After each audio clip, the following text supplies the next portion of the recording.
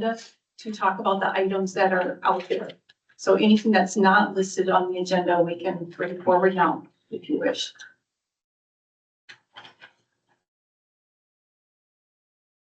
Okay, moving on, Tony, will you go through the correspondence, please? Sure.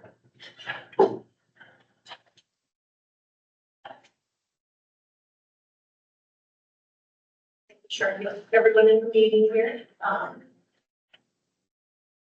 So we did receive a letter from St. Louis County regarding the CDBG and home programs requalification.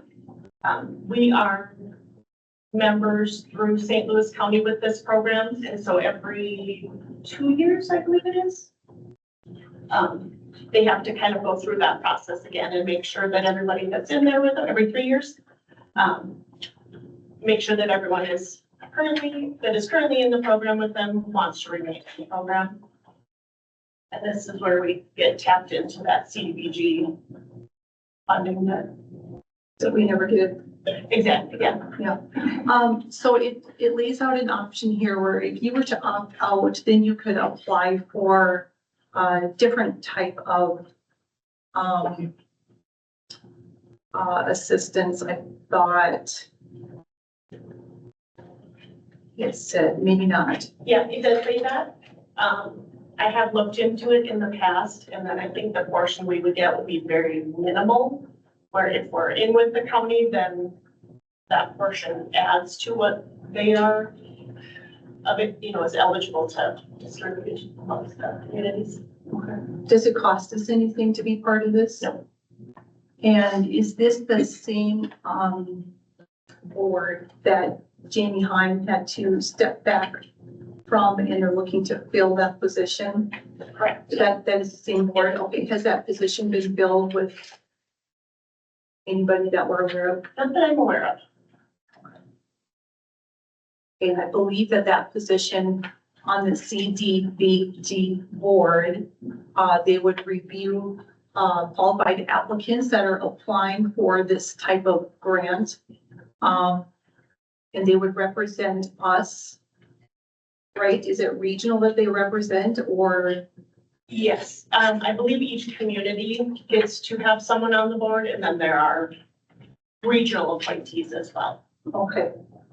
And it could be anybody from the council. It could be a resident that has an interest.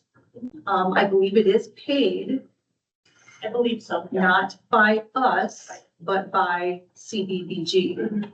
And the commitment, which is why Jamie, our Counselor Heim stepped back, was because there is quite a bit of commitment at certain times of the year. It's not all year long. I wish she was here to tell us more about that because it's a good place to have representation, but we understand when you got to pull back because you just don't have the time to do it. But if anybody is curious about that, come see Tony and we can get more information for you. Like I said, you don't have to be on the council. You could be a resident that would just like to be part of it. Could you clarify what is CDBG?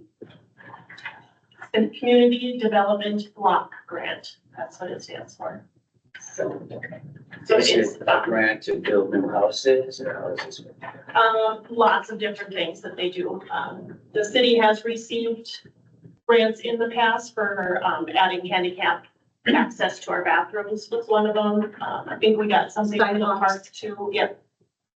So, yeah, it's about accessibility or, And so is this person's job to try to get those things here? Yeah, you would be the voice for our municipality and attempting to get those monies here to benefit us. I think our struggle in the past is that those monies have typically gone to the range area. And so we want to keep that money here. yeah, there are income qualifications too, which is why generally those do end up on the range and not in our area. Okay, that makes sense. So please come forward, check with Tony. We'd love to have somebody represent us. Okay, we'll move on to the, do we need to vote on that? Because it sounds like they're just gonna evergreen us. Yep. Keep rolling us, Yep. okay. I like the part where it's underlined. You want to remain there. underlined, you don't have to do anything. That's perfect for me. Oh, there you go. Don't need to do anything. Okay, we'll move on to the consent agenda. We have the March 10th council meeting minutes, and we have executed claims from March 11th through March 20th, totaling $32,338.72. Council, I will entertain a motion. I'll make a motion to approve the consent agenda. Thank you. I have a motion. Do I hear a second? I'll second. Thank you. Any further questions from the council? If not, all those in favor of approving the consent agenda as is, say aye. Aye. Any opposed, say nay. Consent agenda has passed. We'll move on to the council reports. Councilor Hagstrom, can I start with you? Yeah, I don't have a report tonight, Mayor. I'll defer my time back. Thank you. Councilor Henderson. I don't have the reports as well. Thank you. Councilor I Quaid. don't have a whole lot other than, see, since the last council meeting, met with the sheriff's department for on the 13th of March. And then the mayor and I went to Mincare. mid-care, that's about pipelines. It was mostly firefighters that were at that, but it was interesting. It was at the Buffalo House, and it was quite interesting to find out how much product is running both above ground and below ground pipelines in this country. It's amazing. And then attended a P and Z meeting, MIC meeting, and a DAT meeting. That's it. Okay, thank you. And I don't have a whole lot more to add other than, the mid-care presentation that we had attended. We did get a contact for our pipeline operation. And we thought at some point, maybe we'll bring that person here and they can talk to us a little bit about the pipeline that goes through Race Lake. Other than that, I did go to the state of, city's union address. And the sheriff meeting also that Councilor Quaid went to. Otherwise, it's been a quiet couple of weeks. All right, we'll move on to new business. We have, I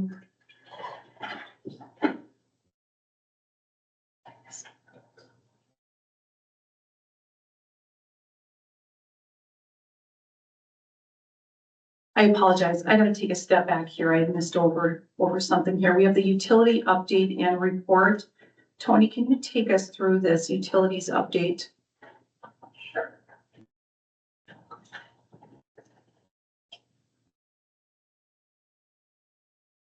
For the month of March, the Race Lake Annual I&I Fog Report Score Sheet, WLSSD reviewed and scored our I&I Fog Annual Report we submitted in February.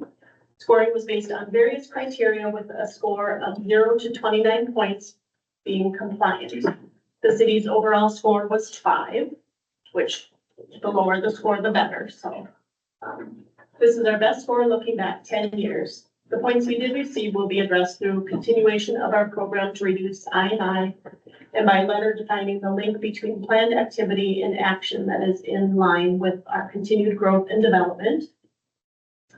Under the MDH service line inventory technical assistance program, the city has applied for the second round of funding to in determining the material type of any remaining private service laterals unknowns reported on the initial round using records review and or in-home visual inspection. We have 84 residential unknowns remaining. SEH was selected as our engineer partner for this round. And then for our Minnesota Department of Health water testing, Shane has been communicating with RMB Environmental Laboratories to establish monthly drinking water sampling and testing to meet the requirements by MDH. The city of Duluth was previously doing this for us, but no longer has the resources. Beginning next month, it will be the city's responsibility. And then this part is regarding our monopole or communication pole up at the water tower.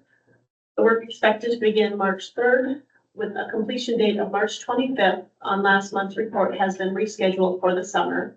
Verizon is having equipment issues responsible for the delay. No set begin date at this time. So just an update that that project has been delayed. Thank you.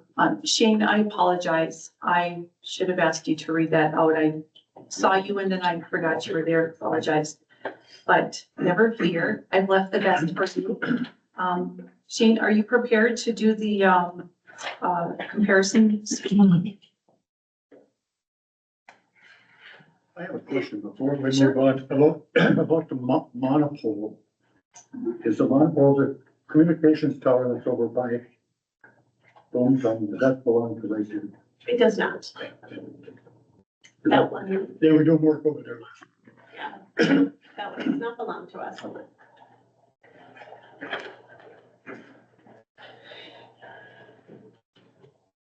Okay, 20, is that working?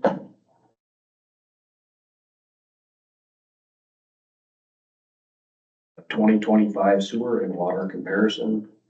From the water side here, the month, or the water we had billed for the month of February was 1,398,165 gallons. There was 3 fires for a total water consumption of 1,398,165. Water billed comfort systems was 1,398,109, for a total water difference of negative 56. Sewer that we billed customers for was 1,175,142. Zone 1 meter reading was 575,570. Percent to lift station 1 was 86.2%. Zone 9 meter reading was 599,848. Total reading was 1,175,418. Percent for lift station 9, 86.9%. LS1 reading was 667,900. LS9, that was LS1, and now LS9 reading was 690,200. Total from WLSSD was 1,358,100 for the total sewer difference of 182,958. Totals for water that were built for this calendar year, 2,587,216. Total water not accounted for, 227,000. Total water consumption, 2,814,216. Total amount of water that has been billed from comfort systems is 3,109,652. The total water difference, 295,436. For the total loss, 1,789 gallons. Total for the sewer side, sewer that we billed, 2,161,379. Zone 1 meter reading total is 1,093,508. LS1 percentage total is 78.8%. Zone 9 meter reading total, 1,071,128, with a total reading of 2,164,636. Total percentage for LS9 is 78.3%. LS1 reading total is 1,388,200. LS9 reading total is 1,367,800. And the total sewer bill from WLSSD is 2,757,000. And the total sewer difference is 594,621. Thank you, Shane. Any questions for Shane? One thing I wanted to mention, I was gonna bring this out again, Shane, thank you. This is just a repeat of, the additional water surcharge that will be happening soon for Rice Lake, customers. So last summer, the EPA had done a surprise visit to the city of Duluth and had found many repairs that could not wait to be repaired. And so city of Duluth has no choice. They have to do these repairs and they are very spendy. So just for Rice Lake, just for Rice Lake, for all of us, all the customers. So we have Proctor, Hermantown, Rice Lake, and then the city of Duluth residents. We all have to pay into this. And so just for Rice Lake, our monthly fee will be $1,712.38. This will be in addition to what we're already paying for the current water surcharge of $7,882.99. These are a month. And so between the two, it looks like about $9,000 a month that will be passed on to those of you who are the utility customers. At this point, there's not a whole lot that we can do about it. The repairs have to be done. We need the water. But things that Rice Lake can do as far as the council, we support the city of Duluth in their efforts to get grant money from the state. So we have that out there. We also have another letter of support for a federal grant that was presented to Congressman Stauber's office last week or week before.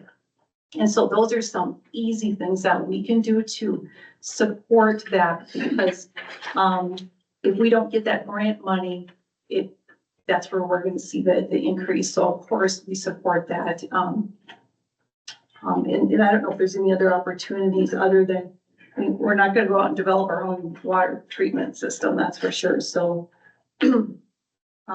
so yeah, it's just not a whole lot that we can do. So yeah. Did that get broken down to per household, how much their bill was gonna go up? I think it did. I think it did on the memo that we received, but I don't have those numbers handy. So Duluth will just consider us a customer. And so we haven't fully decided how that's going to look for our customers. But I believe it will be based off of usage is kind of what we're discussing internally right now. Percentage. Wouldn't that fall under their infrastructure that the mayors usually run on for raising taxes and stuff? Where's all the money allocated to for their infrastructure? Why aren't they fixing these, trying to get ahead of the ball on it? Instead of falling behind, waiting for it to crumble apart and turn into a statewide problem. Does anybody know that answer? Good question, but, stand by for more too. They were just denied federal grants for repairs to that, for the Lakewood pump house. Needed repairs. It sounds like the water quality is still good, but that work still needs to be done and, Understood, but if the taxpayers have been throwing money towards infrastructure with every increase, where's this money going? So we can agree that it's very expensive. Yeah. But to run and fix utility system is extremely expensive. And we know ourselves, just the little bit of pipes that we have, it is so expensive. So as far as how they manage their money, I don't know. That's totally understandable, but where's their accountability instead of just dropping it on the surrounding areas, making us have to pitch into pick up their shortcomings, I guess. Well, it's not only us, so they have to be into I it was just too. using us as an example, but yeah, Herman Understood. Doctor and such. Yeah, understood. So there's a cost for us to be able to use that utility system. And what we pay to the city of Duluth doesn't pay for ours because we still have to maintain our own Oh, pipes. okay. And, so it's very expensive. Yeah, and I'm sorry, I don't have answers for you. so we do have a little over 300 customers on that system, so. That's a lot of money for 300 customers. And we're surcharged just because we're a city, so we're actually paying more here than we are in Duluth. Is that how I this is think working? we are That paying the is not same. correct, yeah. Oh, that, The surcharge will also be on all of their customers as well. but do we pay one on top of that? We already pay more, don't we? for That's water? my question. You're gonna have two surcharges, the one that's in existence, that has been in So existence, and the they just city of Duluth raised. can make money off us, that's the first one, probably. So And so I, I would think we would have to have better contracts with them, so they can't keep doing this to us, because like she said, that mayor is supposed to take care of theirs, and you have to take care of, we have to take care of ours, so they're already charging the benefit of using their water, is what it sounds like, and now anytime they wanna do this, they can keep doing this. correct, so let's take a moment and we'll just do the math. Right. So at $9,000 a month times 12, I don't think they're making any money off of us. I really don't. They're probably barely floating their system with just the repairs that they have to do. That's my thoughts on it. We have dived a little bit into the reports that they've given us, including the EPA report, and these are legit. I believe that they're Oh, yeah. legit. As far as how they're managing the money and any accountability. I mean, there's no doubt it's probably all broken down there pretty soon. I would imagine that it's broken down So somewhere. I'm seeing future them doing this, that's all. John, would you happen to have any insight on this? Are you dying to say anything? Well, I'm not dying to Help me say, out here, John. but, the EPA came down really hard on Duluth, with infrastructure issues for both sanitary and water, and the water plant is really old. It's, from the 1880s, I think, is when it was first put in. And there's only one pipe serving the whole city. And they said that's not acceptable, which leads to a whole another set of set of challenges and expenses. To put a second pipe in the lake so that there's redundancy, because if the first pipe collapses, there's no water in Duluth. And it's hundreds of semi-loads a day of water that we need to come into Duluth. So that's a big change from what it currently is, that no one budgeted to redo the water plant. And a lot of the sewer system is very old, and that's also EPA driven. So I don't know a ton about it. We're working a little bit on the water plant with Duluth, so I know. Well, I guess that refers back to her question, what are they doing with their infrastructure money? And if you've got a building that's in back in the 1880s, wouldn't you have put some effort towards that? And why is newer water supporting old, 100-year-old? And everything he said is why I'm bringing this up, because I knew all this stuff, So we almost might have to do our own water pretty soon because of how bad it is down there. We'll And work on, water's everywhere. yeah, we'll work on getting a price tag on Oh, a I new can't water imagine system. that, but you know what Where I'm are we gonna saying. get the water? Yeah, we live in the land of 10,000 Yeah. lakes. Run a pipe Sarah. down to the big One thing is, when we go to the city councils of Duluth and ask these questions. And I think you would actually take that up with the utility commission. Correct. So make sure you get to the right meeting that can actually answer your questions. But I think you guys have great questions, but wrong forum. Take it back to the city of Duluth and ask them. So we could, even as a group, go to the utility commission and say, okay, we want this explained. We want to know. Absolutely. I think they'd be happy to talk to you about it. Can I add one there? Yeah, please. So their system is supported by their users as well, so it's not, generally not a tax levy. So it's not property taxes that generally pay for these systems, it's the users that pay for the systems. They're considered a proprietary fund, so in essence, they should be breaking even every year.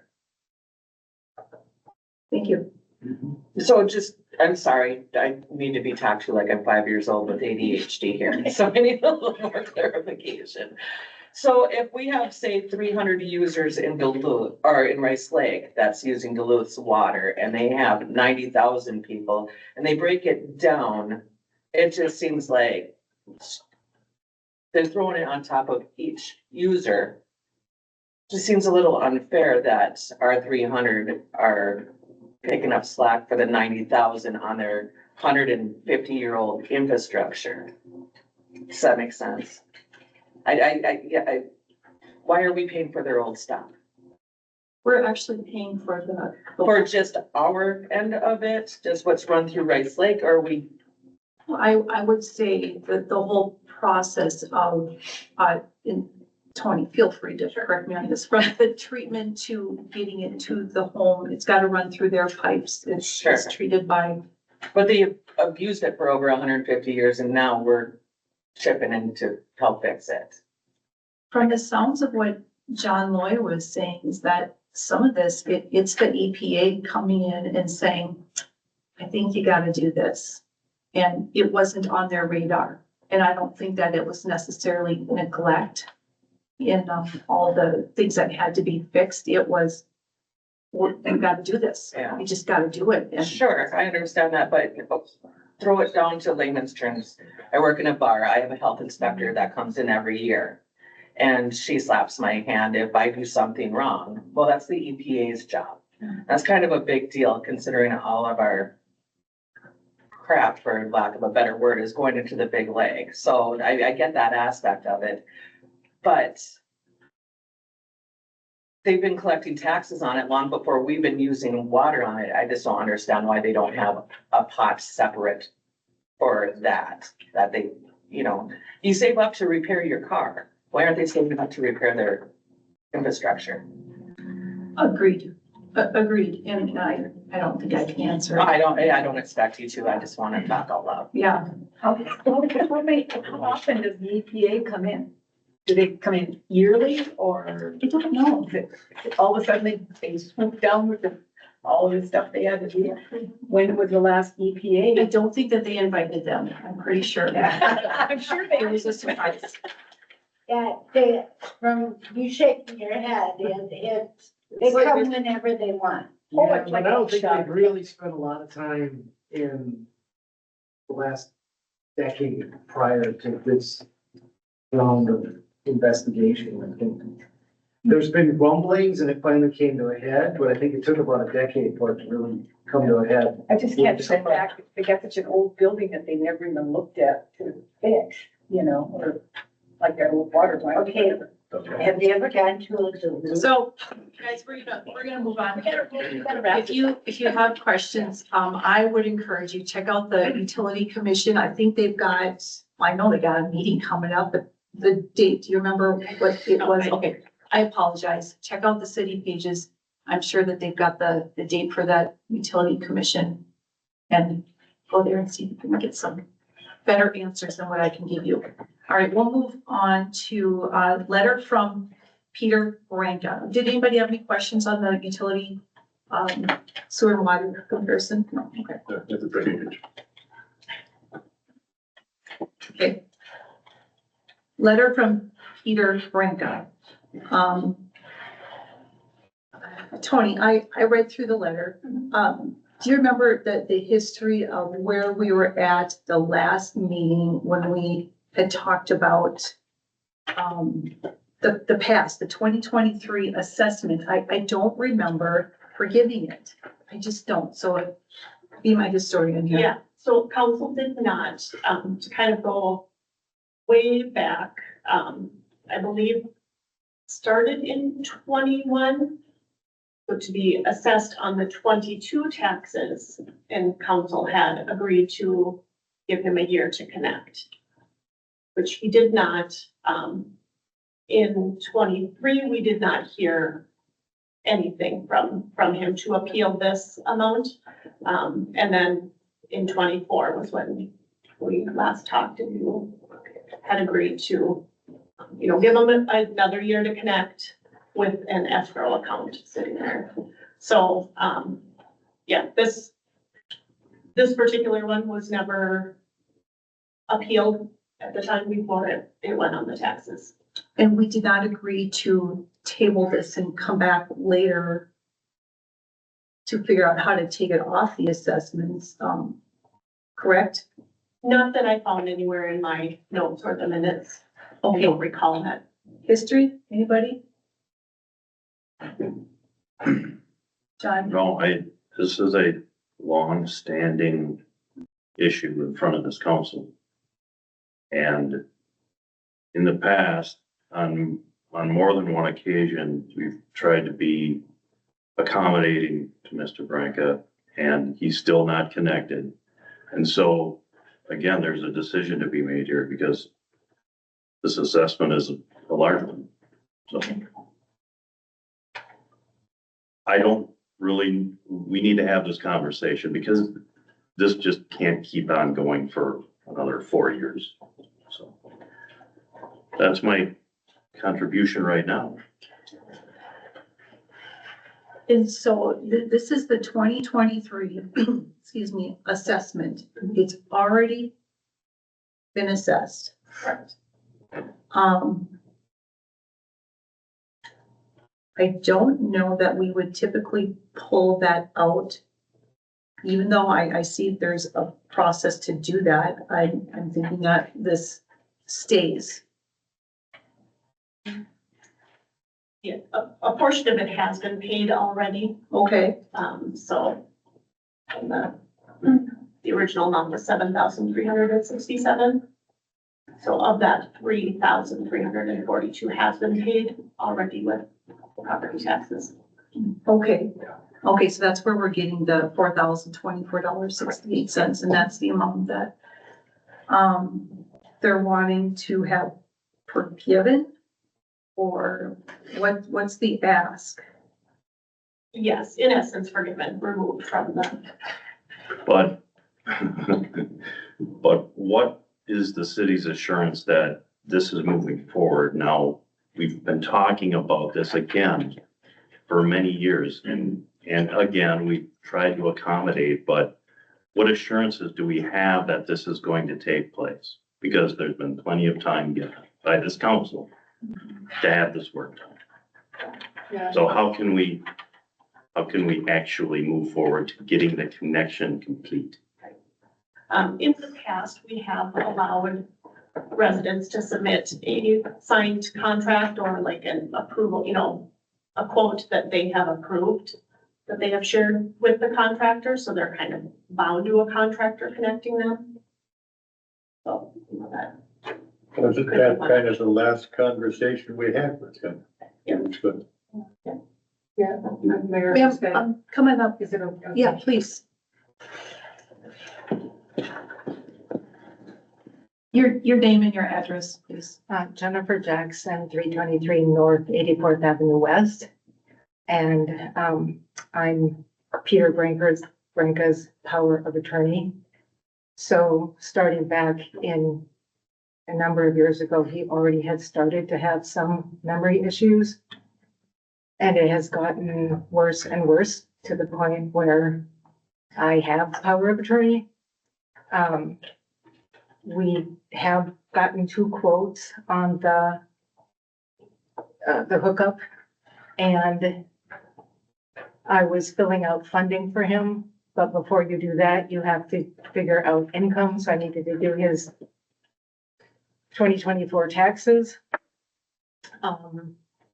I got the paperwork to apply for funding and found out that you can't get funding from AEOA if you have any outstanding real estate taxes. So these are still, these are still at the county. When we were here in November, I looked through the minutes because at the time, yes, you had, you had suspended the penalty in 2025 and for 2024 had agreed to have an escrow that would be forfeit if he doesn't get hooked up. And then we had asked about the ones that are already gone to St. Louis County, but nobody knew if there was a process to even take them back. So I put it on my to-do list and finally had gotten to that and found out the process. So one of that's why it's coming forward at this time to try to get that, taken back. And then I can finish the paperwork for AEOA funding.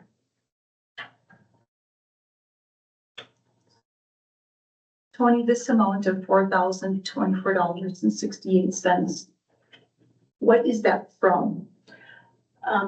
So if we send people a letter letting them know that, sanitary sewer is available and that they do need to connect within 60 days, I believe it is, 90 days, it's one of those two.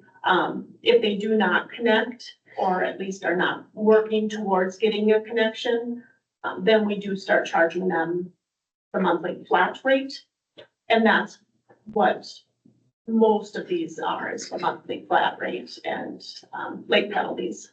So Peter Branca had $7,000 worth of late fees and fees for not hooking up. How many years is that?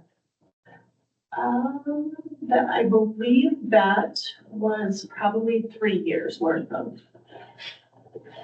I believe it was, I think the penalties were maybe 300 and something a month. And so Peter Branca has then paid for, not quite 3,000 half, something. 3,000 some. And where are you at for getting hooked up? I have 2 quotes and I just want to That's right. pick one and get on the list before they get filled up for the summer work. So I just got the second one on the 18th of March. Okay. Council, do you have any questions for, I'm sorry, is that Jenny? Jenny.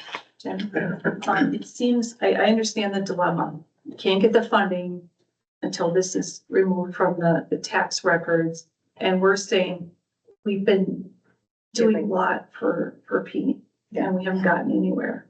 And so now we're at a spot where, what do we do? And it just appears that, right, we're not getting anywhere. And so he's just paying the late fees. And those are in arrears. So I guess my concern would be, moving forward with a contract or getting something contract established. Then we're actually moving forward. So how close would you say are you to inking a contract and moving forward with the work This week. this week? I got 2 quotes already, so. This week, and so that the funding that you're requesting, are you able to move forward without that funding in place? Because you need the funding in order to. I thought that I read that the funding, that as long as the work doesn't start before the funding is,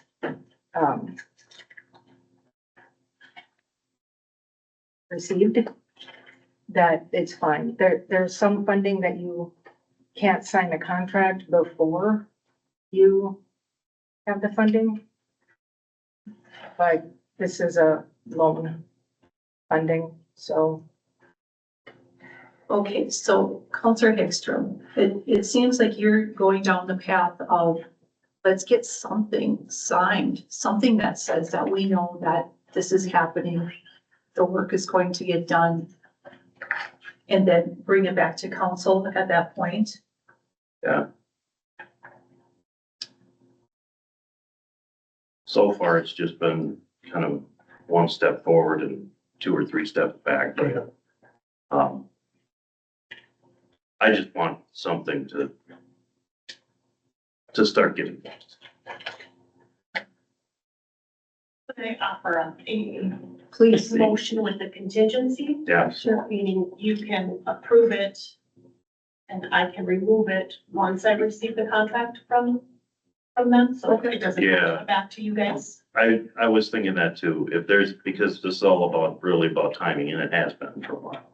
But I agree with that, that's a great idea, good proposal. And you think that, what is it, AEOA funding is what you're gonna go after? I wonder if that CDBG would work. Any, no, I need it. We did offer up some USDA funding too, if we wanted to throw a few more acronyms at them. Yeah, and the USDA, he did not qualify for. Well, we appreciate you being an advocate for Mr. Branca. Peter served on our zoning board here For many years. For many years now. On the years, it's disappointing to hear that he's having problems. Wish him well. Okay, so we'll bring this to a motion. Tony, you had given us the words to say. Can anybody put that into a formal motion? Or Tony can, if she wants to. So we're gonna, I will. Thank you. So, we're going to suspend, the assessment until we get a signed contract, correct? So I make said motion. I have a motion. Do I hear a second? I'll second that motion. Thank you. Any further questions or comments from the council? If not, all those in favor of the motion, say aye. Aye. Any opposed, say nay.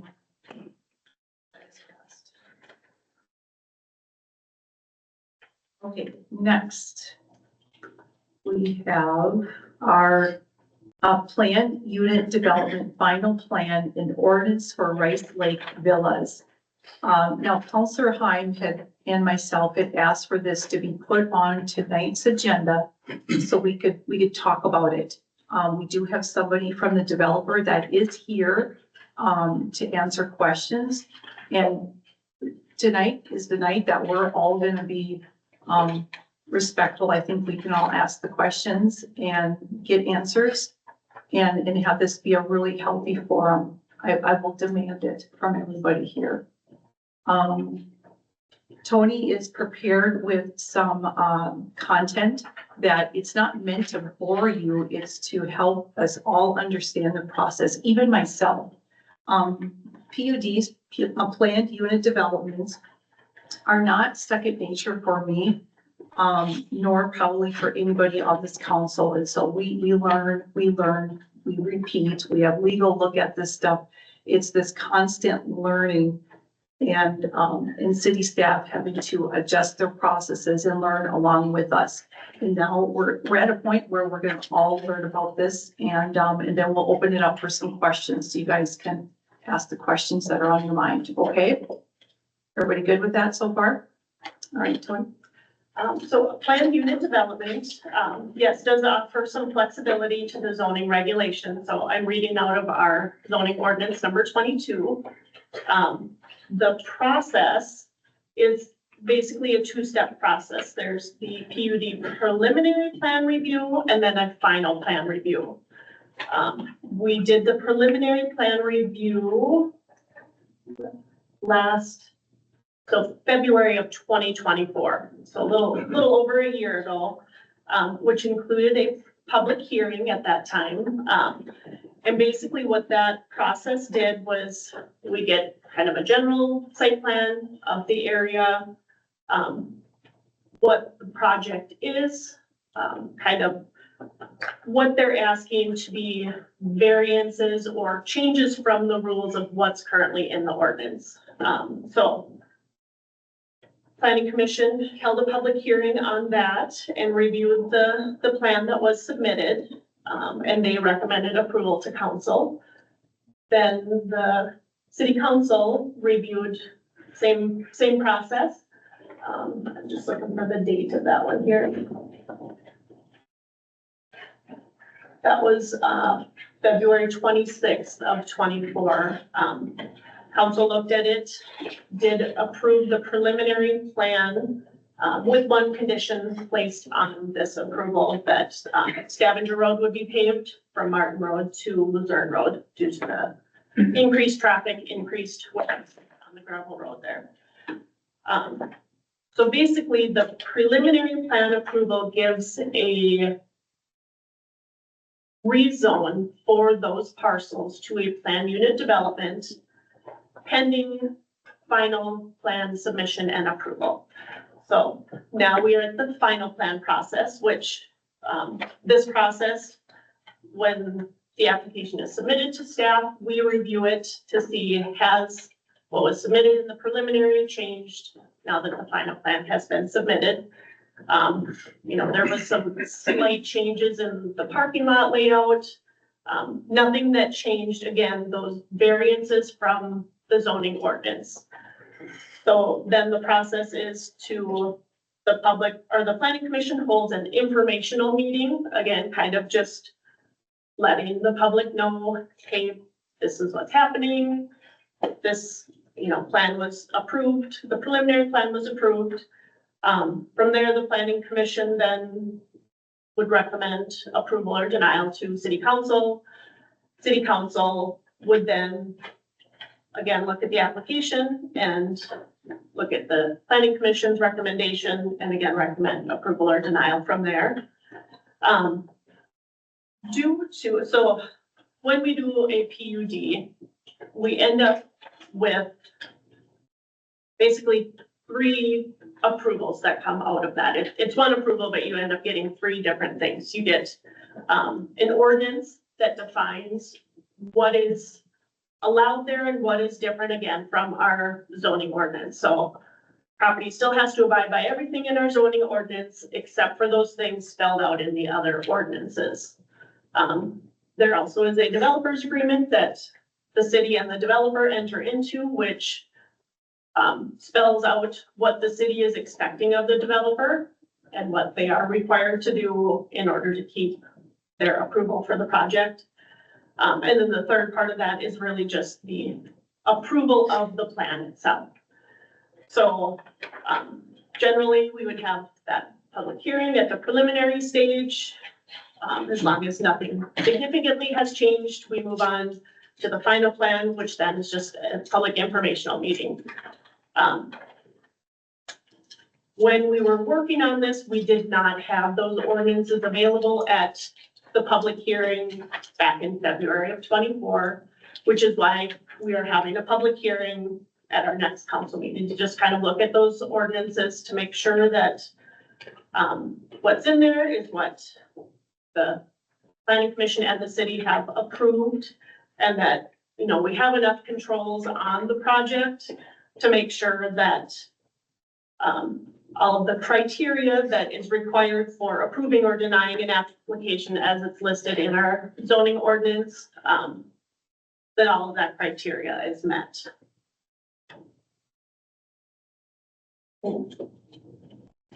Thank you. Pretty much covers it. Yes, thank you.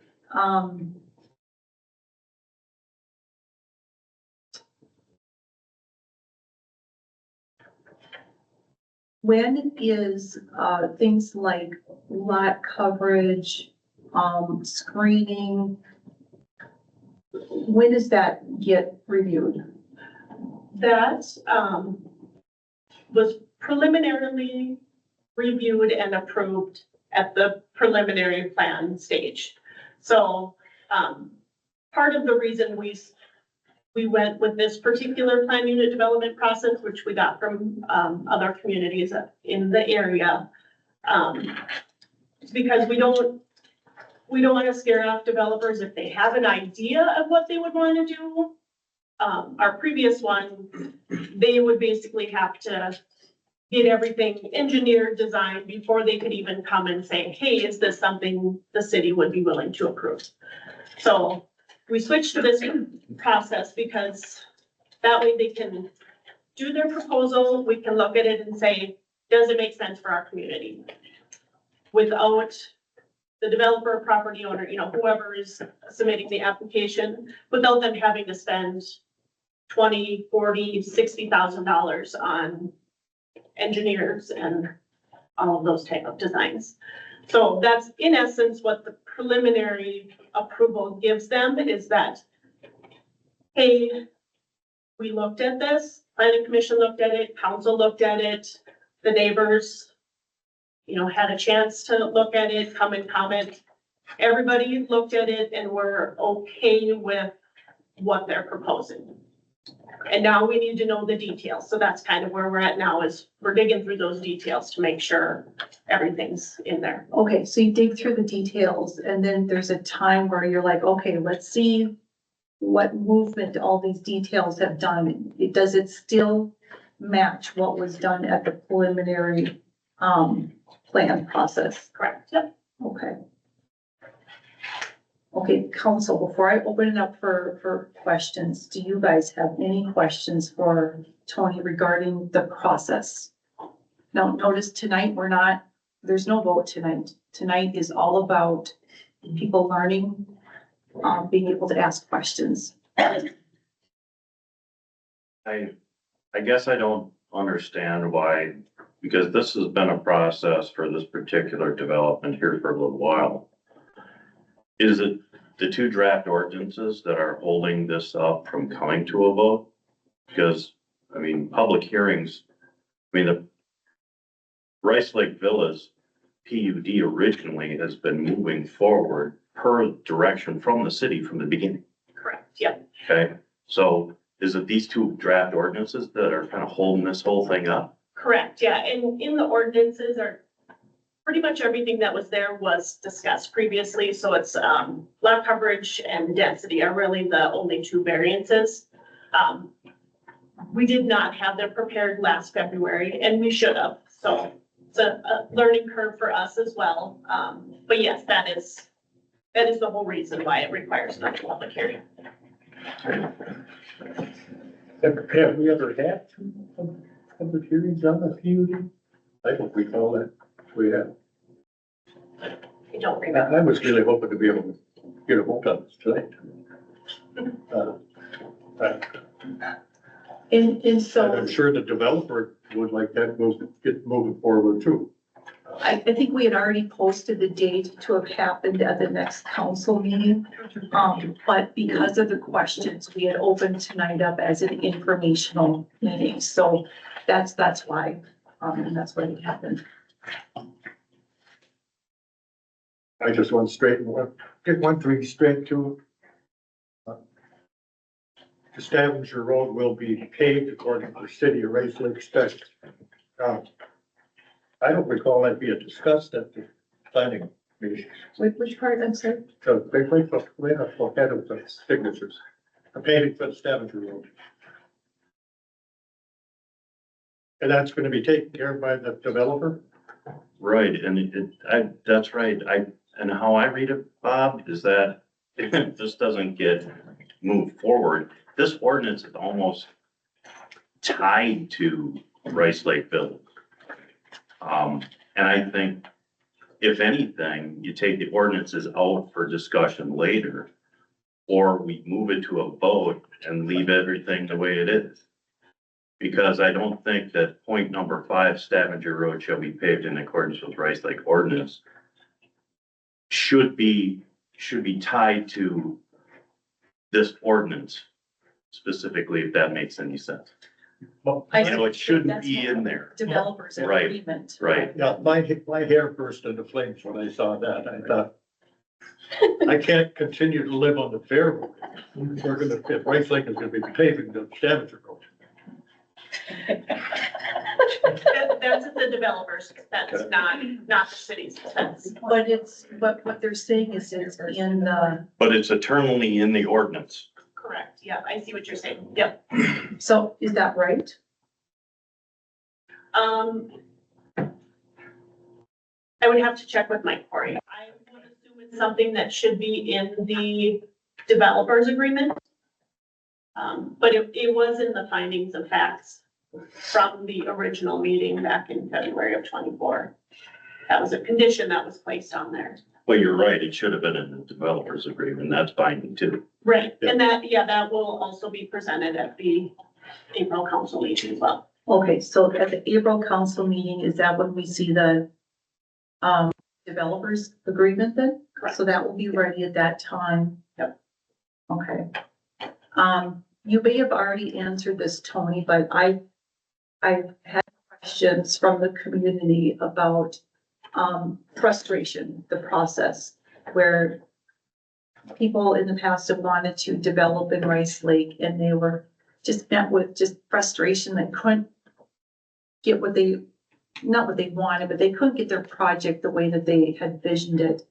And so when you were talking about what we've done in the past and now we've changed, does that explain why someone may have felt frustrated with the city because they had to have their plan all drawn up in a bow? Correct. And That's what it was. Right, and at the time when we adopted the original ordinance, we had never been through a planned unit development before, so we didn't realize all those upfront costs that were required with the previous one, which is why we updated it. okay, I understand. One other question that I had was, the private utilities and the private road. And I remember, Rice Lake Development, I think was and I don't remember if that was a PUD or how that was. It was, yes. Okay, where that was quite the ordeal where we wanted to own those, correct? Mhm. And so that was another moment of not being able to agree with that developer. Mhm. But in here, it seems like that was easily agreed to. So can you talk about that process? Well, this particular development, there is no, I mean, the private road is the driveway.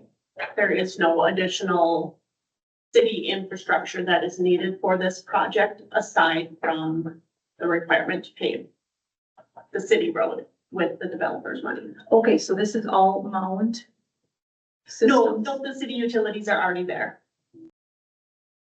They already go run But adjacent. not, okay, adjacent, but they're not, having to be installed on or near a private road or like Rice Lake Development would have. Correct, yes, yep. Yeah, because that included installing roads and city sewer and city water.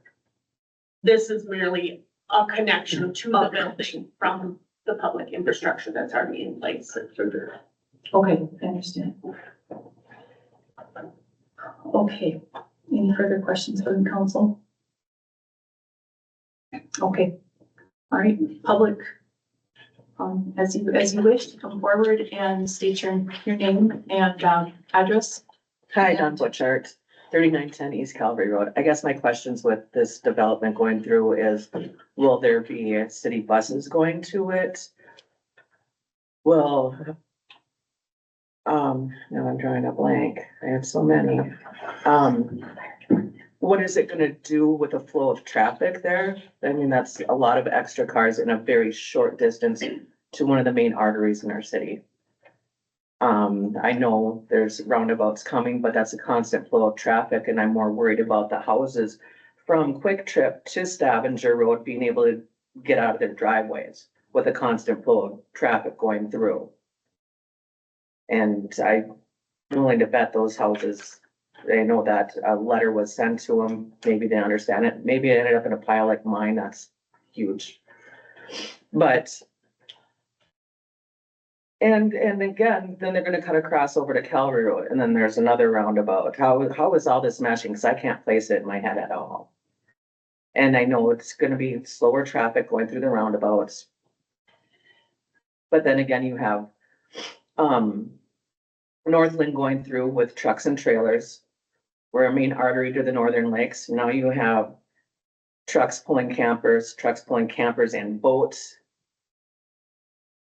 It just seems like a big fiasco heading our way. And I will leave it there until my next question. Okay, let's tackle a question, one at a time. As Sorry. far as, bus service, now, I'll give you a chance to speak on that if you wish. Joe, correct? Yeah. In a couple of minutes, but I know for myself, so like my employer's trying to move their facility to, a facility along Rice Lake Road, and I had spoken with, the DTA about, hey, can we get a bus service to Rice Lake Road, because we're a medical facility. A lot of our patients don't drive, they depend on the public system already. And so they said that you have to have the project in place first to develop the need before they would even think about bringing a stop to this area on Rice Lake Road. So it's not as easy as one would think, but I don't think it's impossible either. I'm not saying I want it.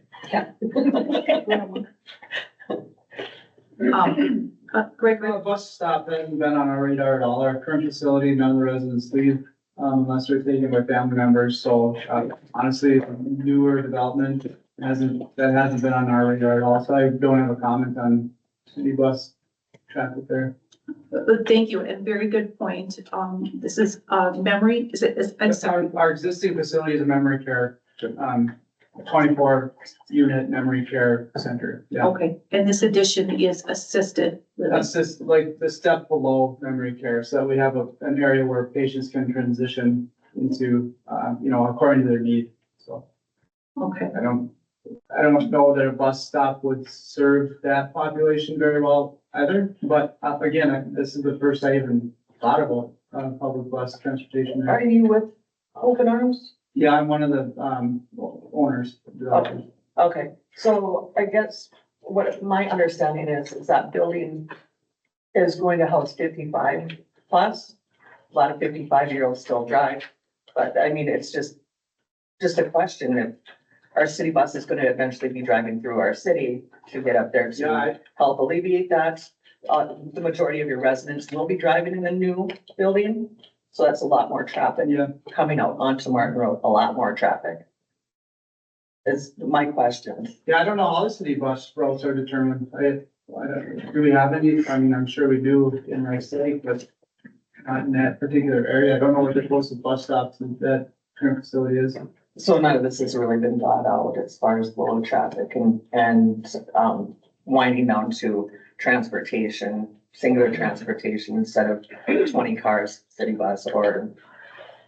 Yeah, our current focus right now is addressing the need for this and, getting it to kind of conceptualize if we can build it, if we can afford to build it and what that looks like. I think some of those other traffic, implications, to be honest, it hasn't been on our radar because we're not quite there yet. We don't have this project at that point. So is there gonna be an after 55 building besides memory care?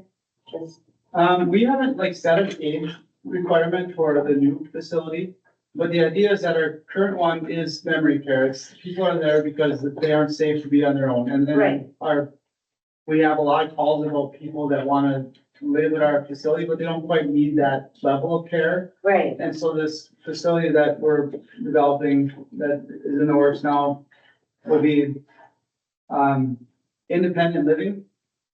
But we're gonna be connected to nursing staff, meal plans, emergency response, connected right there. It's kind of like, you're heading toward needing the memory care service, but you don't, so you wanna respect, autonomy of these residents and give them their own living space, their own home for as long as you can before transitioning into a safer space for them.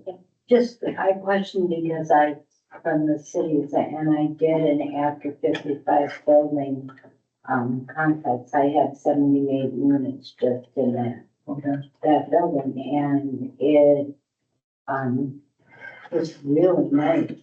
It'd be something to really look into, because there are ones that can't take care of their property that live, out and stuff. But yet, maybe they need to, they're transitioning too, because I kind of went through all that, but it might be something to really. That's exactly what we're focused on, just getting a place where, moving out of your home is a very difficult thing for people. do that and not have to worry about what the next step is, and that's what we're going, we don't have that in Rice Lake, and No, people in our facility right now, they don't wanna leave Rice Lake, and that's why it's going so well there, and we need to satisfy the demand for the population that doesn't need memory care and doesn't need that level of care, and that's what we're going for, this new development. well, and I think too, it doesn't have a lot either, someone get out in the country, have lived in the city. Just because of how things are, they don't feel safe. As I talk to a lot of people and find out things, but, you know, Rice Lake would be something new with people to me. They love it there.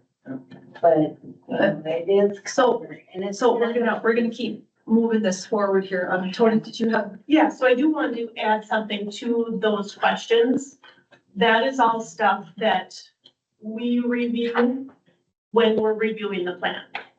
We send the plans off to St. Louis County and they have already reviewed and signed off on traffic flow, access, those types of things. We have sent it off to our fire department and, you know, they review, is it set up so that they have that life safety plan in place that meets the requirements.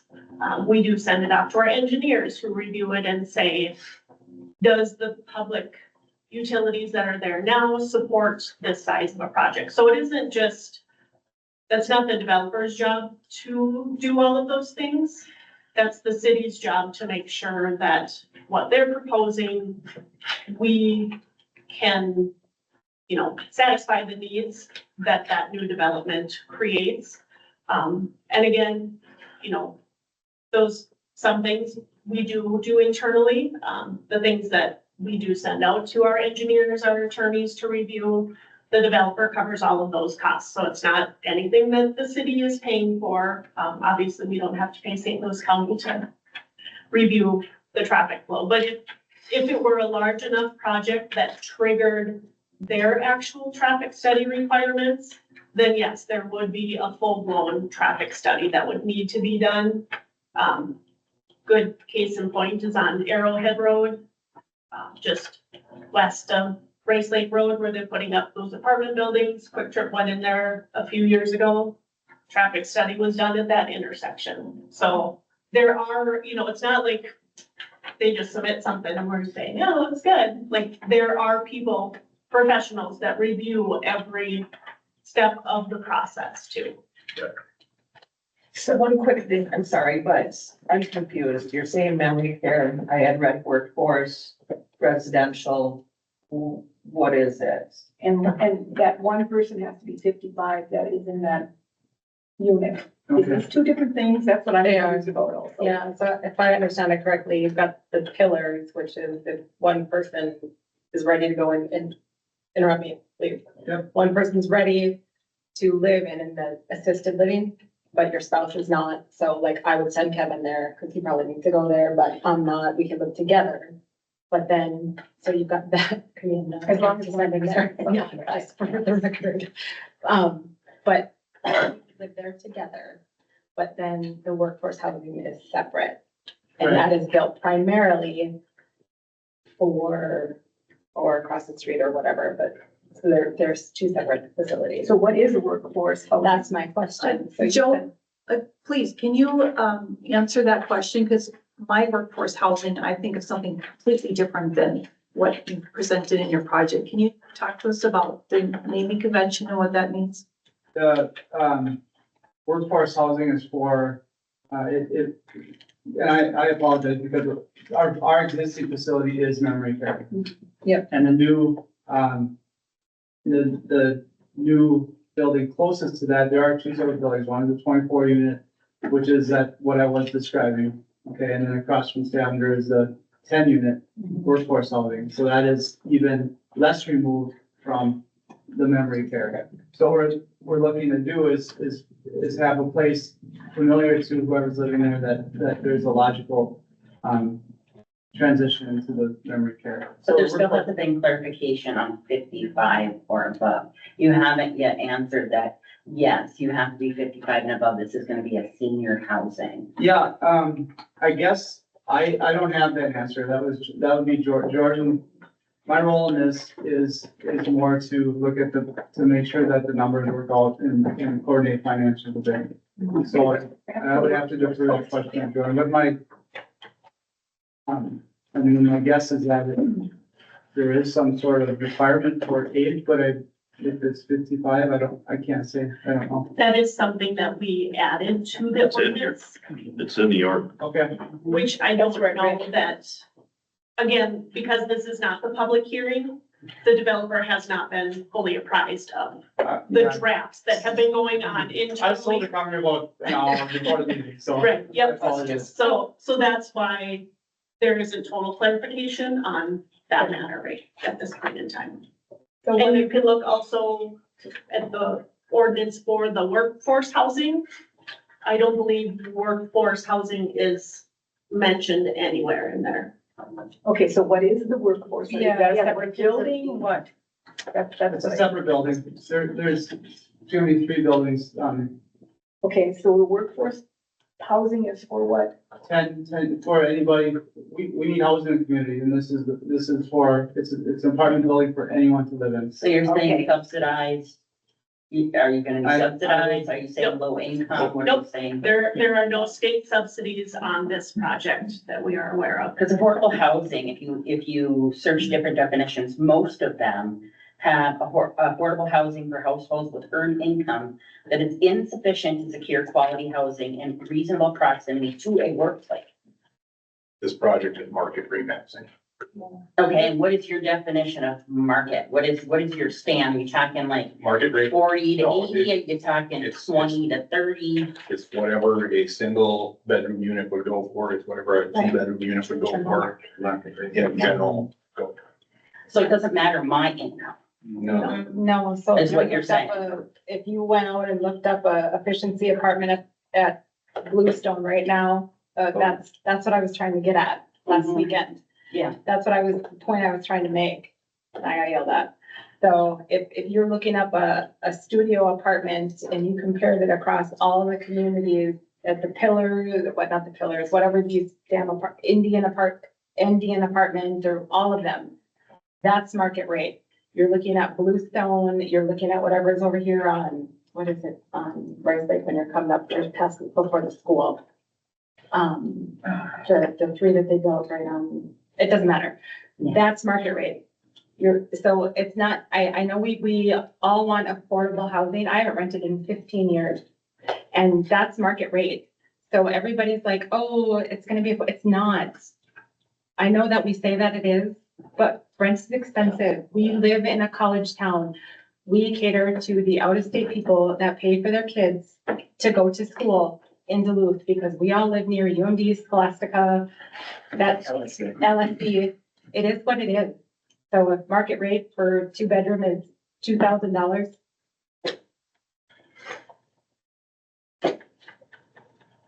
So it's just housing. You're gonna have apartments that It's just how. are gonna be, they're not gonna be where Unfortunate. low income people can afford to live there. No. No, no one here can afford to live. But no, every time we see a dem go up, what is the one right by Starbucks? I mean, they have the benefits of a swimming pool over here, but I can't think of what it's called. Bluestone. Is it, no, The one by Starbucks. that's I know what Boulder is. Boulder Ridge. Thank you, Boulder Ridge. Thank you.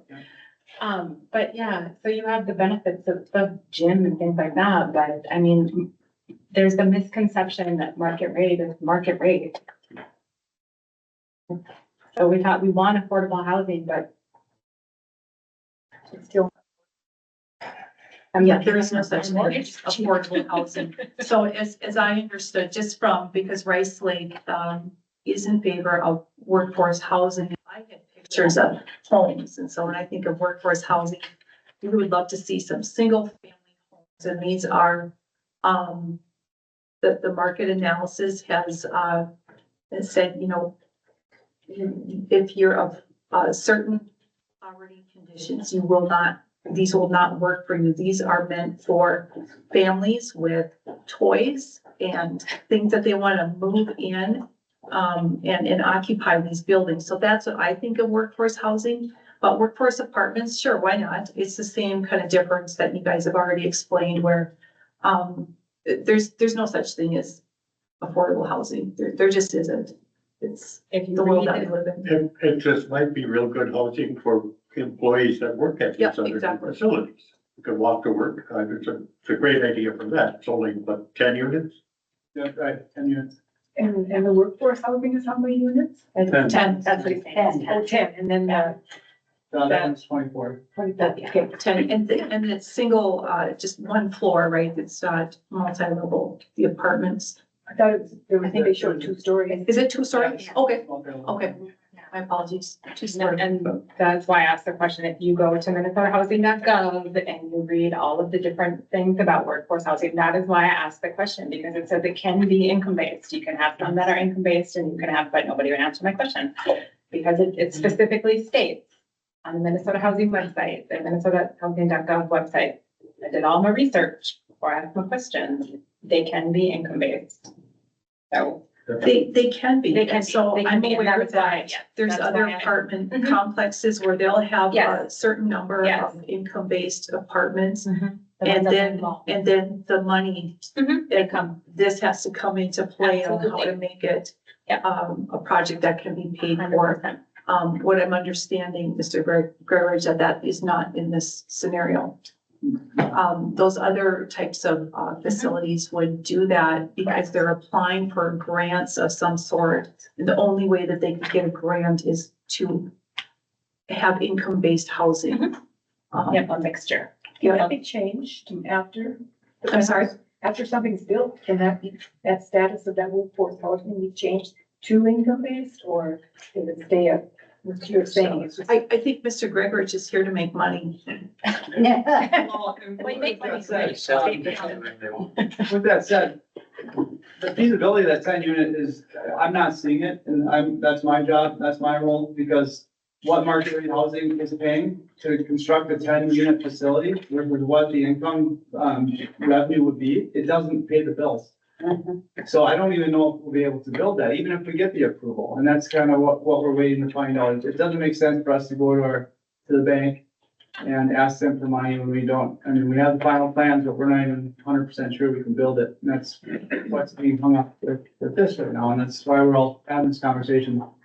But yeah, we would not be, this is a good opportunity to bring this up. We can build this for this price, but we need to generate a certain amount of rent to pay the mortgage to build it for this price.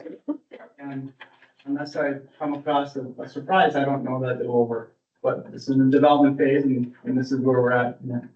The 24 unit, because the population is different, they have access to services, we can charge more for rent. And there's also 24 units, which building 24 units on a per unit price is less than building 10 units. That is looking like it'll work out. And thank God, because this community needs it. We get calls every day for people that need that. They don't want to move out of Rice Lake. So I'm really excited about that part of this big picture. But let's stay on the rails here. Sorry. One of the local, there's a Sunday morning program on the television that's run by a local realtor. And they talk about business friendly Rice Lake to try to sell a big piece of property. Let's be business friendly. I want to go back to answer a question that Don had about Northland Construction getting in and out of it with all their big trucks. Good question. With this whole new road configuration, they are going to come off the Martin Road west of Rice Lake. You have a whole new access for their plant, and that'll stop the traffic from coming right out on the Rice Lake Road. Good idea. But if they're to go towards town, they still have to use the roundabouts. Oh, sure. If there are. But they'll access on the Off Martin of Road. Martin Road versus out of their driveway, but still, they're still going through roundabouts. There's frontage roads with that, and lots of studies have been done with that whole area for years. Traffic flow. Yeah, this might be. I appreciate your concern. What we don't want to have is a situation like what Duluth has with Central Entrance, which is, they've been looking at that for 20 years, what to do with that. I think they're still scratching their heads. And that's why I wanted to ask questions. A great quote out of the movie Jurassic Park is they were so busy wondering whether or not they could, they didn't stop to ask whether or not they should. And that's why I just want to ask questions and understand it better. Yep. And thank you for the opportunity. So the question on having, low income, that seems to be a word. But our city ordinance is not set up to even accept that right now. We would have to go into a whole nother area, is what I understand, in order to have even the low income. That we would have to rewrite our plan. I don't honestly know how to answer that. I think that the developer has already said that he's doing a cost analysis of even the 10 units that we're debating on right now. If it's not gonna be cost effective for him, the 10 units are just not gonna be able to happen. Allowing low income housing, I don't know that that's really gonna help his formula. And it doesn't sound like that's even what you're considering today. So if it's off the table, I don't think we need to talk about it. Well, It's not an option. Just that they were concerned that if he built it, that then all of a sudden you could change it. And that, too low income was one of Sylvia's I'm just questions. curious if once they have it as a certain thing, can you change it if you decide, well, we're gonna get more, but you can't get more people with 10 units or whatever, right? So. Well, and once it's a city ordinance, it would have to go, my understanding is it would have to be changed anyway. I honestly, I don't know. Okay. If our city ordinance even touches where we would put low income housing, I just don't know. Well, I'm not in favor of low income housing. But I wanna just stay on track just a little bit, because if the concern is that they're gonna turn it into low income housing, I just don't, I don't hear it from the developer. I just am not hearing that today. We will take him at his word that, it's not currently being discussed.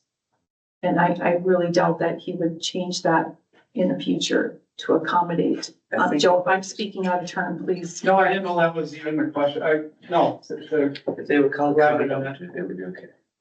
If they would We just. cannot have it be low income housing because we can't afford to build it. if And that is- makes sense. Right. Yeah. That makes sense. I was just asking as far as, making all these rules and stuff. Those all require substitution. Yeah. That's- Transportation. Yes, Ted, did you have a question? No, I'm just saying if it wasn't named what it was named and they were named condos, we wouldn't be having this conversation. It Oh. sounds like they're low income. Okay, I You know understand what what I'm you're saying. saying? So So I think Tony was trying to say, I don't see workforce housing anywhere in that here. just sounds like that. Workforce housing, you're gonna bring in, ooh, yeah, no. Workers right. that can afford to live there. Yes, but it's not low end like it sounds. That's all. I'm more like.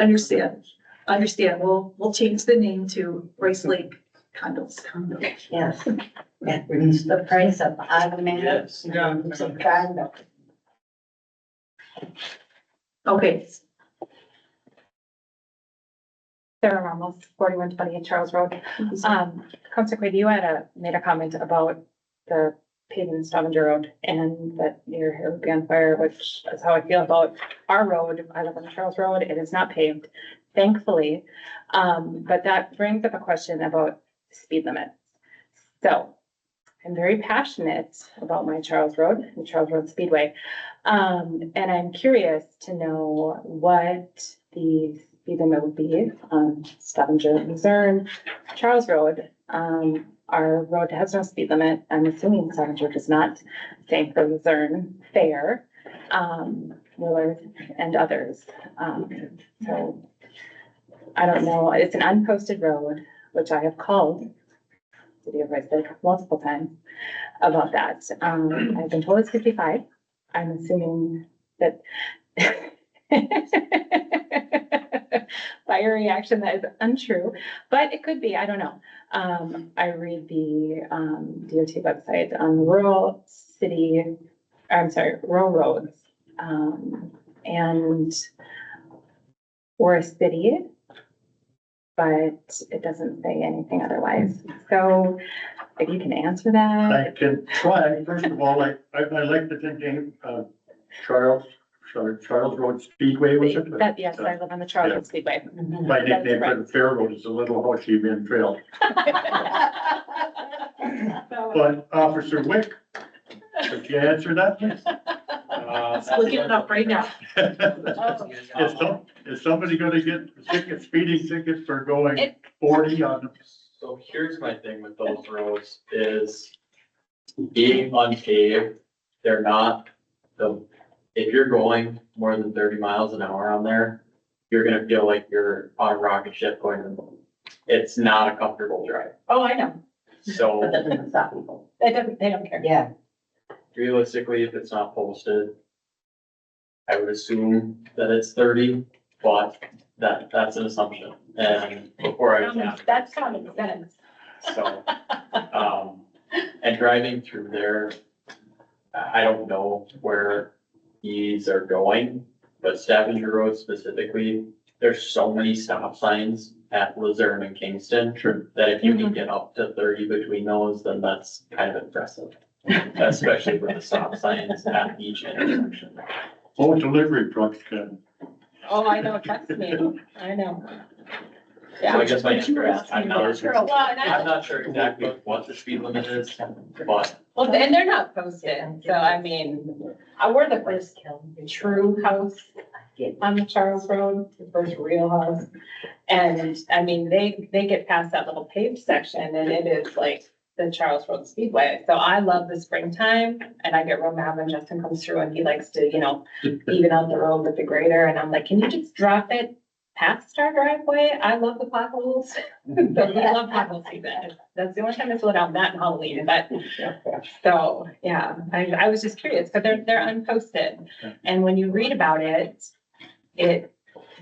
trust me when I tell you, I'm very passionate, I've read the DOT websites and whatnot, but you know, it says 30, but they're not posted, so it's technically 55 over city, I don't know.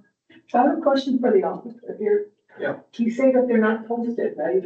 Correct. So if you see somebody speeding on the gravel road, what do you stop that for? If you're not posted speed limit. so there are statutory speed limits. So on roads like, I don't think it's posted on Lismore, but if it's an unposted county road, it's a 55. There are types of things like that, which is what I was starting to look at in the statutes. Like in urban districts or rural, that there's different speed limits unless it's posted differently. So 55 is the norm then, if it's not posted On county roads. on county road. However, those are like we knew that wasn't posted at 55. It would be considered a 55 because it's a county road like that. And city roads are with their, So it depends if it's urban Told me or it's posted. 55. The sheriff that lives on the road told me 55. That's why I was like, what? Those roads are definitely not, I will say that I right just now. wondered how you stop somebody for some breaking the law when there was no sign there. To tell you. Okay, so Anyway, let's sorry. bring this back to the development here. Sarah, I'm not sure if we got your question answered about speed. Well, just want somebody to post some speed limit signs if you're gonna be posting them. But we are always looking for ways to save money, so we know that Charles Road, we no longer have to grade. Don't, yeah, pass my driveway, don't grade it. Good to know. Nobody else cares. Are there any other questions regarding this development in our process specifically? I had hoped to ask you a few questions. Would you rather I come up there or? It's been pretty relaxed. If you want to stay seated up, can you please tell us who you are? Sure. My name is Lisa Walls and I live on the West Tetra Road 3861. Okay. So my first question to you guys is, so you approved a prelim without the ordinances even being finalized? That's what it appears, so yes. And that's usually not a common practice. It's not a common practice, but it was common for us because we didn't know the process and didn't Okay. understand the process. And so that's why this has kind of been held off, is because these ordinances aren't finalized. And now it comes to public opinion, right? You're saying, No, not public opinion. It's public hearing. hearing. So you said the next city council meeting, is that April 7th or the 14th? I think it's the 14th. 14th. Yeah, the calendar for me, but that would be the actual posted public hearing. And how do you see Rice Lake developing or profiting off of any of these buildings that are coming in other than taxes? Well, we have a comprehensive plan, and I know that's a term that we throw around a lot, but this is a process that it took many months, if not a year, to complete, where we had gathered public input on what they wanted to see in Rice Lake. And so what that document does is it gets put together into a huge booklet where it guides us on how we develop, and it's coming from our citizenry. It's not coming from the council or city staff. And so we use that document to guide us. So some of the things that were very important to people in our community was a place for mom and dad to go to, or just different levels of income housing. And when I say that, I mean apartments versus a home versus, okay, it wasn't necessarily low income housing. There's many other telling things that came out of that document. For example, it was more important for people to have internet than it was to have pipes driven into the ground. They were just fine with their sewer and water setups. They would rather have internet. So it just tells us where the priorities are of the citizens.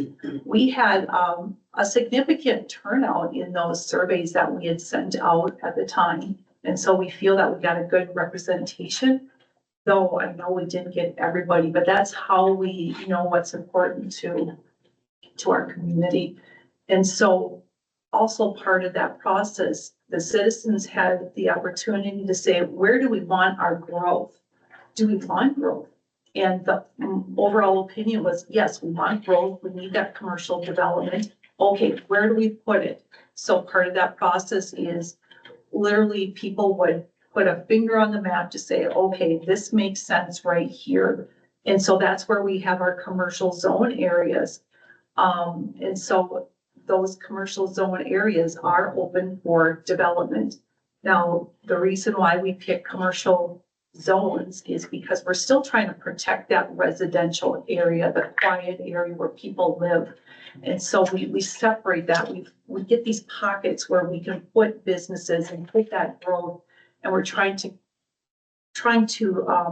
protect that residential community as much as we can. We know we're not going to be perfect, and we know that we're not going to make everybody happy, but it's our attempt at pulling it all together, all the wishes and the wants and the opinions into that document. So then we live by that for 20 years, unless something makes us go back and revise it. So our comprehensive plan is fairly new. I think it's 2021. Council, sorry, I'm failing. 21, John? Somewhere, yes. Somewhere in there.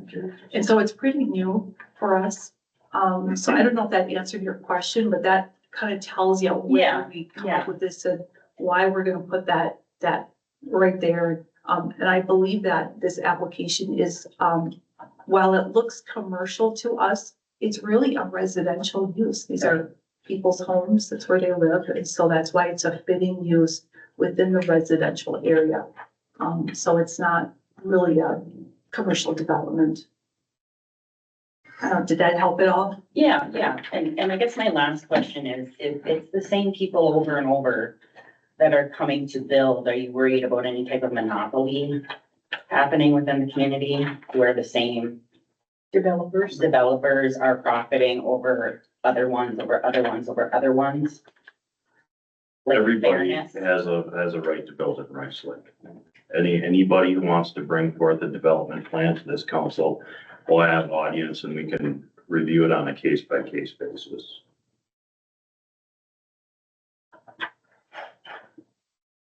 So if you're asking if we can prevent one person or individuals from buying up property, that's not something that we can do. But you can buy up property after property and nobody will stop you. So it's why we live in this great country. You can buy things, you can have ownership and it's yours to do what you want as long as it falls in line with the zoning. I asked this question of Pat McDonald, but he wasn't sure he was gonna get back to me, but is there maximum amount of layer, first and second story, third story, fourth story building Height. height required? Thank you. Requirements, so I'd hate to see something like you see when you go where the old Gallagher's is there. That thing is huge. 6, 7-story building. Yes, it's just huge and it's just, to me, in this community, it would be so ugly and so, what do you say? Basic. Invasive. That's what I'm, 6-story looking into the house, single home family's yard. yeah, that, I guess, is there an ordinance or is there some kind of maximum or? I'm not sure. Mark, would you happen to know if there's a maximum? I know we've looked at, because we don't have a ladder truck, that building a really high building right now isn't a super good idea, but There's no cap. no cap on height restriction, you know. But if someone built something that was higher than their ladder, then they'd have to get a new ladder truck. They'd have to provide more firemen, more policemen for it. Mark will address that. Mark Nemi, 3795 Eagle Ridge Road.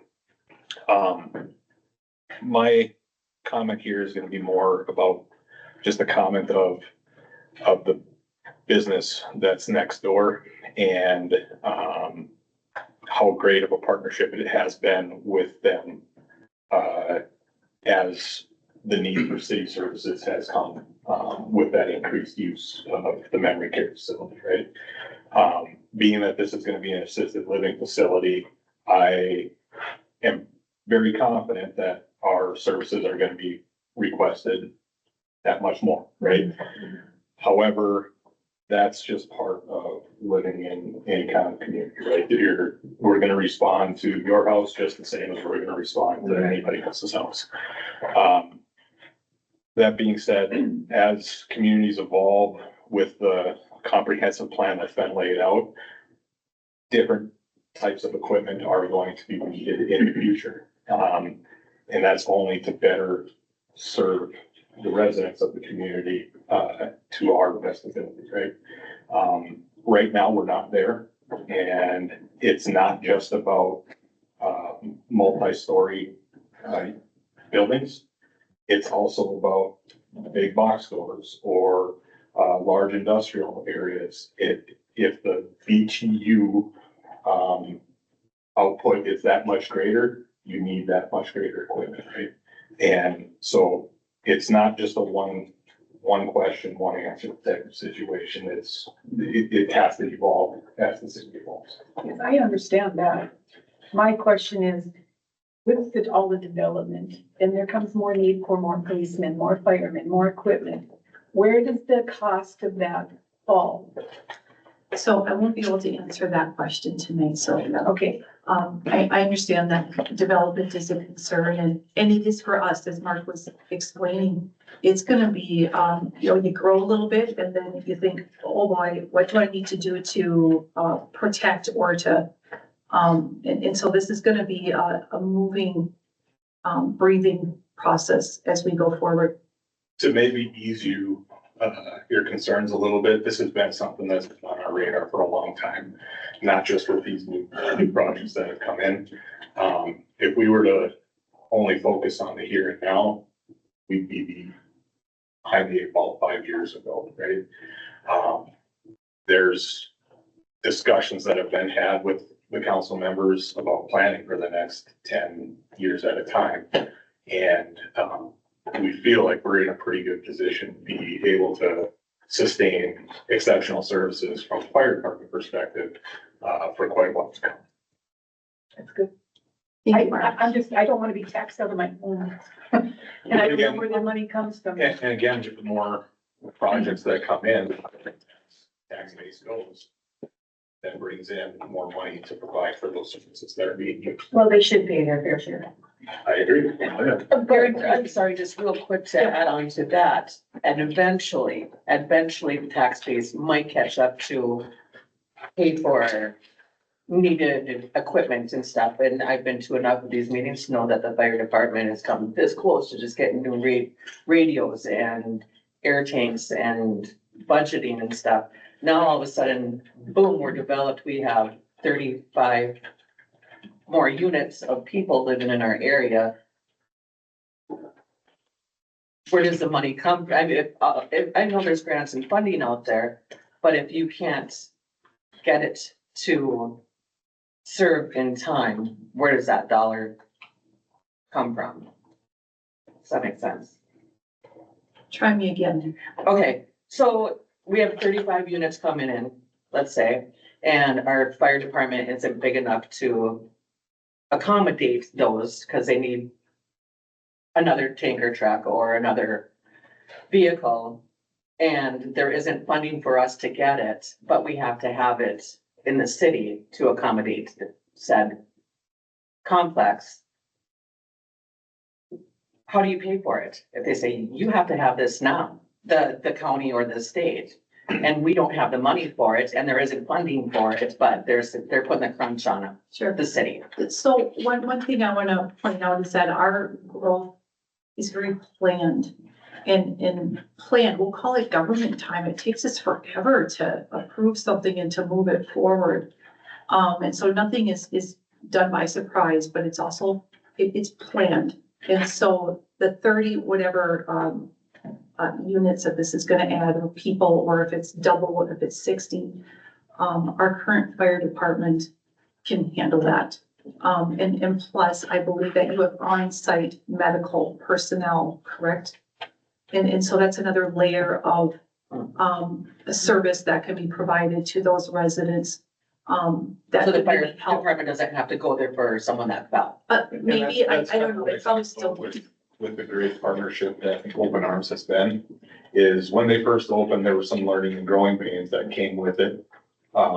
However, it was basically just educating the staff on the best way to go about asking for some of those emergency services, where the fire department doesn't have to respond to every single thing that comes. It could just be a direct call to the ambulance service for a transport most of the time.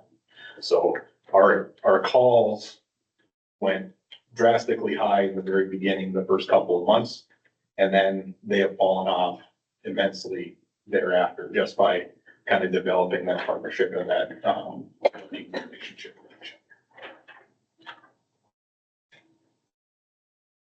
So as far as your question about costs that are associated, the fire department comes up with a budget year by year. And so far, they stick with their budget. Oh, I know. I know they come close to. It's what happens, but they've done well at staying within the money that was given to them. Could surprises happen? Absolutely. Absolutely. And we as a council will discuss it at that time if that happens.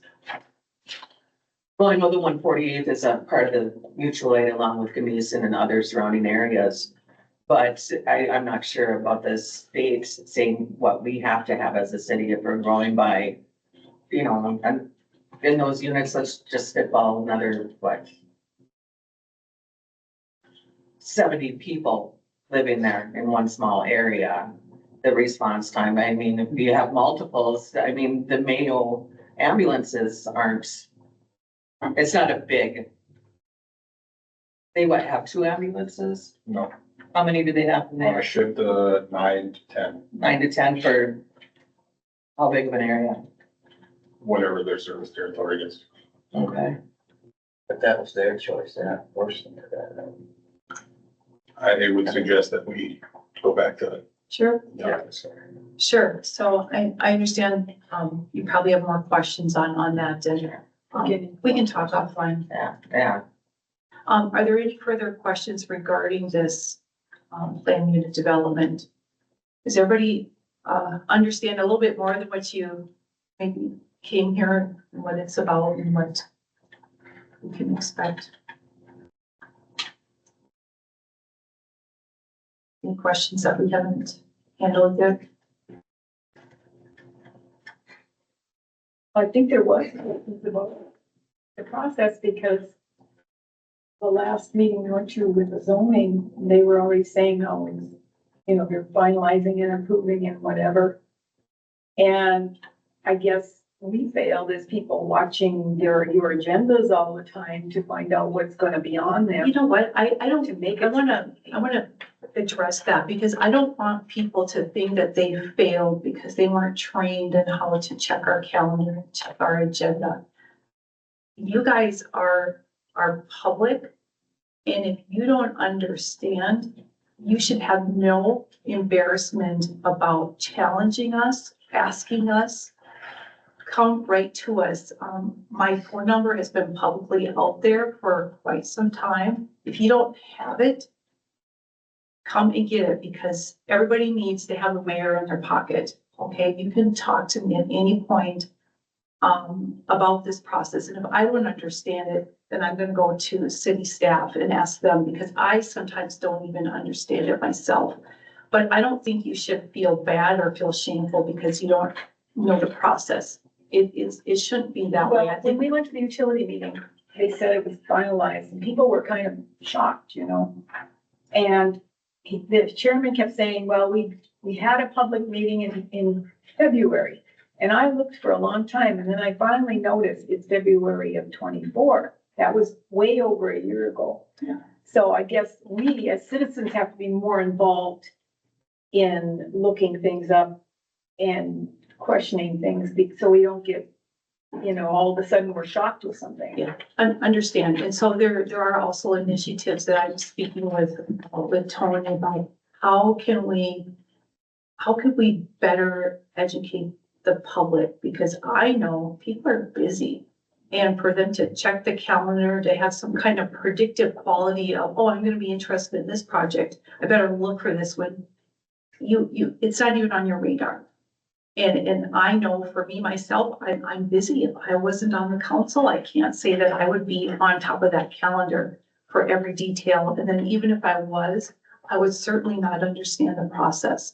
And so I'm offering it to anybody. If you don't understand and you're using the sources that you have and you still don't understand, come to the council and let's talk about it. And I don't want anybody to feel bad about that. They shouldn't feel shamed. And you certainly don't have to feel embarrassed because you don't understand. I don't even understand it all the time. So I'm always happy to ask questions. So please don't feel that I way. think it was just a matter of when they did it, you know, because it was very good notification this last meeting with the utilities. This is gonna happen on this, and it was on Facebook, I think, or, Probably. yeah, and, or Rice Lake residents. So it was like, oh, there it is, you know, where I don't think back in 24, I don't think it was that. Probably not. So even that if it was where that came in. It probably didn't mean anything, even if it was. So I agree. And I will also offer up to anybody, if you have a way that we can do better at notifying, I'm all ears because I hear this over and over. It's a common theme. My line of work is all about customer service. So when your customer service is not so good, then you have people that don't understand, they're frustrated with the process. And then when you ask questions and people try to make you feel bad because you didn't check the calendar, I just want to be open to you that you guys can approach me anytime. Don't let that happen. Thank you. If I could add real quickly, normally we like to try to follow Robert's rules of order. We're all over the place here today, but that's okay. But the mayor has started something, it's more like a round table, we're gonna do it quarterly, is that right? Yep. And that'll be, we held the first one this month on Monday the 3rd.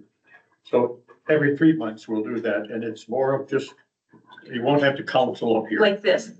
where we can come and ask. Like a roundtable discussion. I went to, it was very comfortable, because if you just ask, you didn't have to get up with your name and address, even though you did it 3 or 4 times before. Yeah. But normally, when you've got business to take care of it, it has to have a little more order and decorum. But, No, I. yeah, we can all get in the free for all out there on Florida. Yeah, have a hoot at it.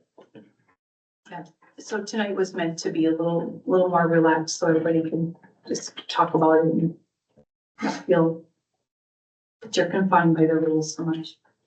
All right, moving on. Tony had to leave. She had to get her child to sports. Well, I have Yeah, please. one final thing. Please. So we've had some good engagement here tonight. And, you know, the city has performed its due diligence. We've been working with this organization over this plan unit development for over a year. And my question, considering we already did have a properly posted public hearing on this, it's irregular that we should have another public hearing on the same issue. Now, these 2 ordinances evidently are what's holding this entire thing up. So, Suzanne, you know, when you attended the planning and zoning meeting, was there anything in these 2 ordinances that needed to be addressed by the council? No, I was not able to make it to the planning and zoning, so I'm not sure if the ordinances were spoken about. Bob, were you there? As I recall, they were, yes. I thought this was gonna be ready to go tonight. So I just want to back up, because I know that we totally confused everybody. It was posted for the public hearing to occur the 14th, and that was also what was agreed upon at the Planning and Zoning Commission. And Counselor Heim and I had understood that there was a lot of questions, and so we wanted tonight to just be an informational. It appears like it's a public hearing. It's not really the public hearing. The real public hearing is the next April 14th meeting. Tonight was just informational to get your questions answered, so you didn't have to steam on it for a couple more weeks. Lower the temperature. But again, the developer wants to get moving with this project. I'm sure he I don't does. like to be the ones that are slowing down. We Yeah, did talk so- about the ordinances, because I sit on the planning and zoning committee, we did talk about them. And Kylie felt, you know, we needed, because people felt they weren't informed about this all happening. Then when she said February, people were thinking last month, not a year ago. So it kind of, so what was said by David, who is the chairman, the chair of it, is that, Kylie wanted to just have an informational meeting, and that was the April 14th. So people, it's not gonna change it, and that's what they were informed. It's not changing anything, but it's letting people know what was going on and to ease some of it, because there was, well, gossip, it just went crazy. Yes, so if people are wondering if we can vote on this tonight, we cannot, because we did not formally post that tonight would be the public hearing. And so on the 14th is when this will come back again, and it will be the formal public hearing. Okay, on the 14th. Okay. Okay, so we're gonna move on unless anybody else has any more questions. Okay. All right, so we have some unfinished business. Honestly, I've never had a meeting where we've lost the record keeper. So I don't think that we're absolutely needing to pass this, or can we pass something without Tony being here? I don't know. Anybody? Otherwise, we'll table the rest of the agenda for I'd like to recommend, if not make a motion to table the rest of the agenda. Thank you. Join your second. I'll second that. Perfect. All those in favor say aye. Aye. That is passed with no objections.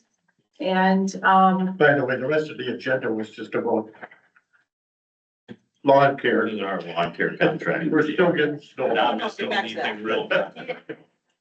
the water tower. Or water tower.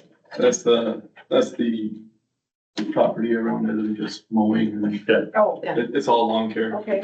Yep. Yeah, weeds. Okay, we will table the rest of the agenda. We'll do one more vote then for adjournment. All right.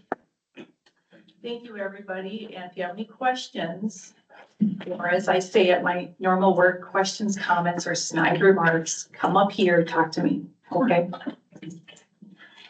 Thank you, I appreciate you. This was better nights. Is that my next staff call? Questions, comments, or snide remarks? Look at that. When you're passionate. Oh, I like that. I'm sorry. Yes, to me that.